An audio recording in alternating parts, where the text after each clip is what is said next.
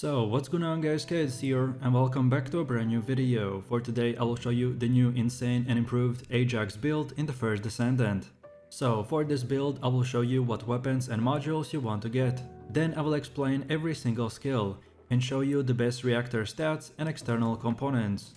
And then lastly we will take a closer look at the gameplay and weapon mods, so you would be able to get the best results and highest damage and tankiness possible and much more. So then let's move over to the build.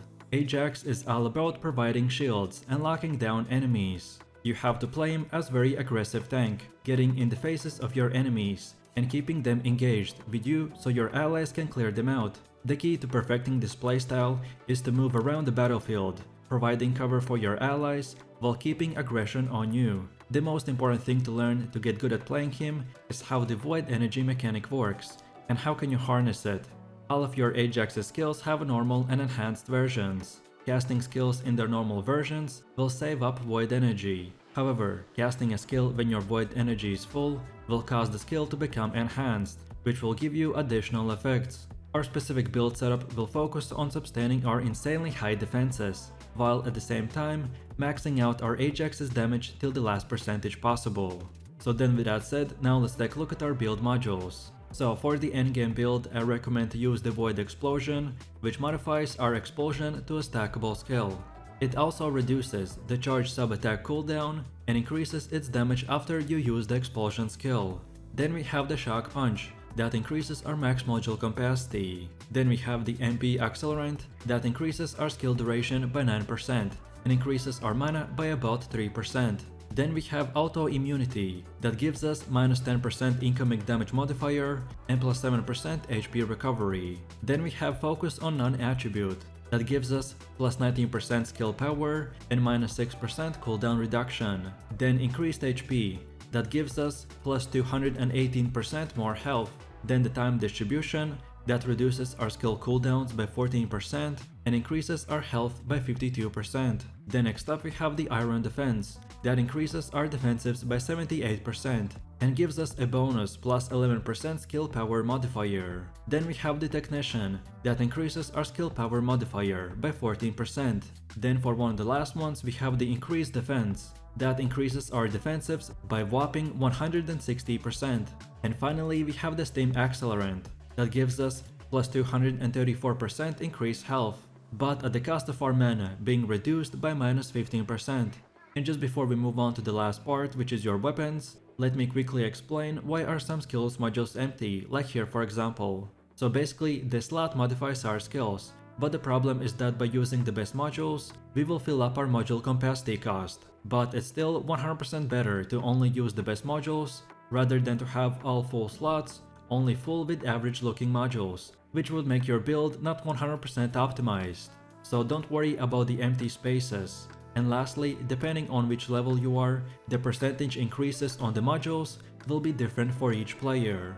Then next up, let's take a look at the best weapons and weapon mods that we should use. So for our weapon loadout, the first one is the Tamer machine gun, that is the new meta weapon for killing bosses in a single target fights. And for the mods, we want to get the Rifling Reinforcement, that increases our weapon's ATK by 32%. Then Action and Reaction, that increases the ATK by 61% and recoil by 20%. Then Better Insight, that increases the critical hit rate by 39%. Then Better Concentration, that increases our critical hit damage by 74%. And finally the Chill Enhancement, that adds chill ATK equal to 30% of our weapon's total ATK. Then for our second weapon, we want to use the Assassin's Edge, and the mods are Rifling Reinforcement, that gives us plus 32% ATK increase. Then Action and Reaction for 40% ATK increase and 13% recoil. Then Better Concentration for critical hit damage increase by 16%. And lastly the Better Insight for critical hit rate increase by 17%. And then finally for our third weapon of choice, we wanna get the Young Noble's Ambition, with mods like the Rifling Reinforcement that increases ATK by 28%. Then Action and Reaction, that gives us plus 19% ATK and 6% recoil. Then Marksman, that increases our critical hit rate by 8%, and ATK is increased as well by massive 1%.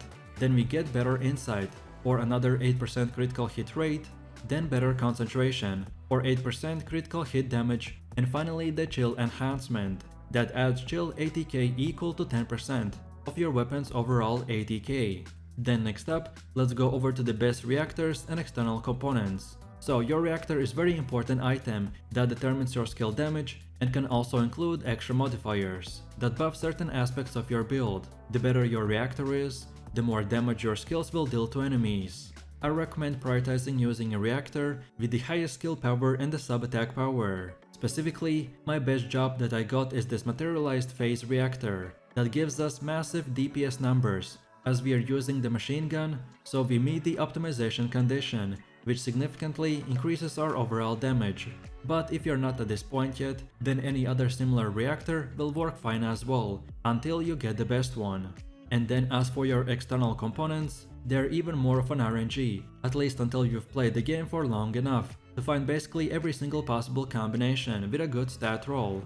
For our build specifically, I recommend use the defensive support auxiliary power that increases our defenses by massive amount. Then the Tom Vanguard sensor that again increases our defensives and a little bit of mana recovery. But as we have two set piece, we get plus 25% defense increase as well.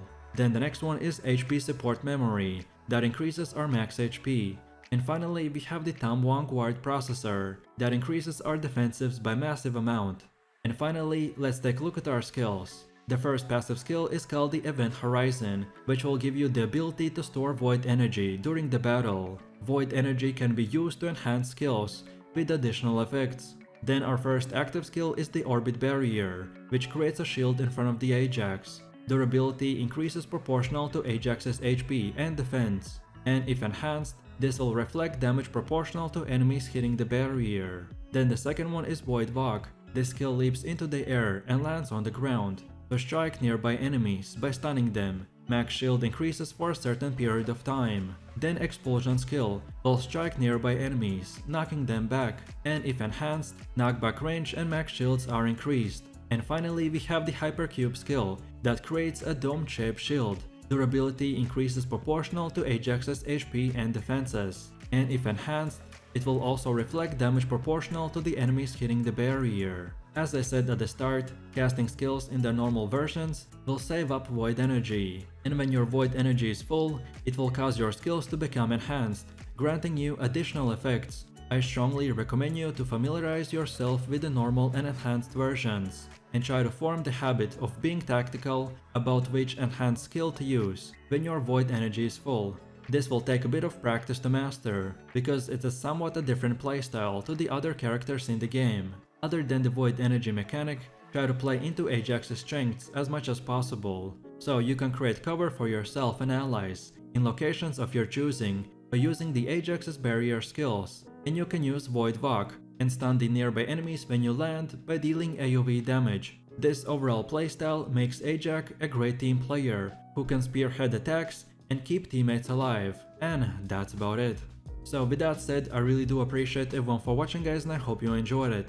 If you have any questions or suggestions, then feel free to leave your comments in the comment section down below. And while you're doing that, please click like, subscribe and enable that notification bell, so this way you could support the channel and not miss any more amazing content. With that said, you have an amazing day and I will see you in the next one, so take it easy, peace.